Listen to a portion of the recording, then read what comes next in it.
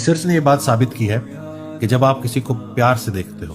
محبت کی نگاہ سے دیکھتے ہو، احترام کی نگاہ سے دیکھتے ہو، بے ضرر ہو کے دیکھتے ہو، تو آپ کی ویگس نرو ایکٹیویٹ ہوتی ہے، اللہ آپ کی ویگل ٹون بہتر ہوتی ہے. میں نہیں کر رہا ریسرچ کے جی اگر آپ کسی سے محبت کے ساتھ ہاتھ ملاتے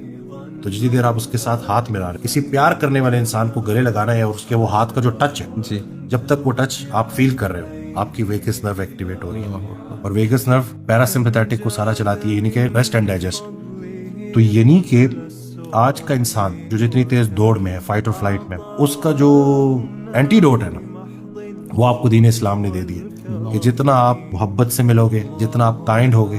ہر وہ نیکی جو تم دوسرے کے ساتھ کر رہے ہو اصل میں وہ اپنے ساتھ کر رہے ہو. حضرت واصف علی واصف کا بڑا پیارا جملہ ہے. تو یہ جو موٹیویشن ہے نا، اصل میں یہ سٹارٹ ہی وہاں سے ہوتی ہے کہ جب آپ دوسرے کو موٹیویشن دینا شروع کر دو، آپ کی اپنی موٹیویشن بڑھ جاتی ہے. اللہ